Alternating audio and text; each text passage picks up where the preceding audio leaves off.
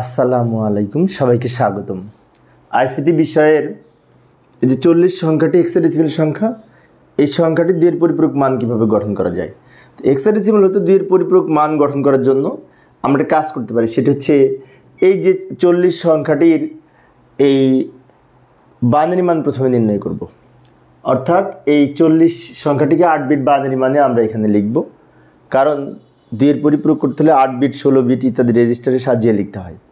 যাই হোক, আমরা এখন এটাকে যদি বাইনারিতে রূপান্তর করতে চাই তাহলে এই যে এখানে একটি কোড আছে না 8421, এই কোড ধরে খুব সহজেই হেক্সাডেসিমাল হতে 4 বিট বাইনারি মান নির্ণয় করতে পারি। যেমন এইখানে 8421 এর সবগুলোর মান যদি 0 হয় তো যোগ করে 0 হয়, সেজন্য 0-এর 4 বিট বাইনারি 4টা 0। বিষয়টি লক্ষ্য করি, 8421 এই কোড ধরে খুব সহজেই আমরা 4 বিট বাইনারি মান নির্ণয় করতে পারি। এখন সবগুলোর মান যদি 0 হয় তাহলে যোগ করে ফলাফল 0 হয়, সেজন্য 0-এর 4 বিট বাইনারি 4টা 0। এবার 4-এর 4 বিট বাইনারি কত হবে, তাই না? 4 সংখ্যাটি এখানে সরাসরি আছে, 4 যেখানে আছে সেখানে 1 হবে, বাকিগুলো 0 হবে।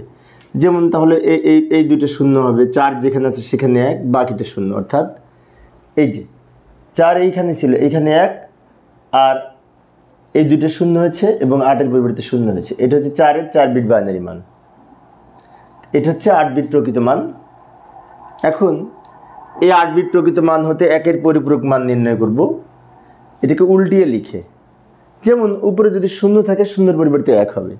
এই যে লক্ষ্য করি, উপরে 0 আছে, 0-এর পরিবর্তে সবাই 1 লিখব। এখানে যতগুলি 0 ছিল 0-এর পরিবর্তে 1 লিখলাম, 1-এর পরিবর্তে 0, 0-এর পরিবর্তে 1। এই লিখে যে মান পেলাম এটাকে বলা হয় 1-এর পরিপূরক মান। 1-এর পরিপূরক মানের সাথে 1 যোগ করব, যোগ করে এইখানে যে সংখ্যাটি পাবো সেটাই হবে 2-এর পরিপূরক মান। তো এই যোগ কিন্তু বাইনারি যোগ, আমরা খেয়াল রাখবো। বাইনারি যোগ আমরা জানি 1 আর 1 যোগ করে 10 হয়, তাই না? কারণটা কি? কারণ 1 আর 1 যোগ করে 2, 2-এর বাইনারি 10। সেজন্য আমরা সহজে করার জন্য বলে থাকি যে 1 আর 1 যোগ করে 10।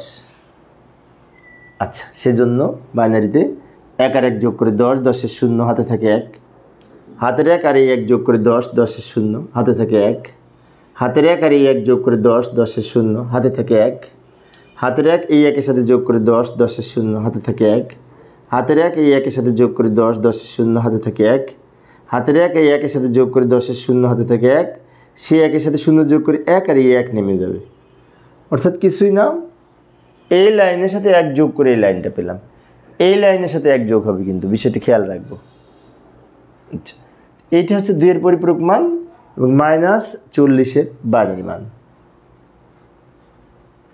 তো প্রিয় শিক্ষার্থী বন্ধুরা, এইভাবে এখন অনেকের মনে হতে পারে মাইনাস হলো কেন, তাই না? কারণটি হচ্ছে এই কোনো পজিটিভ সংখ্যাকে 2-এর পরিপূরক করে আমরা যে মান পাই সেটা মাইনাসের মান হয়, নেগেটিভের মান হয়।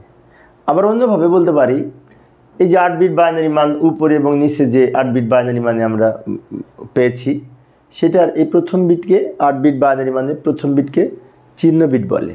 চিহ্ন বিট যদি 0 হয় সংখ্যাটি প্লাস হয়, এখানে চিহ্ন বিট 0, তাই সংখ্যাটি কিন্তু প্লাস।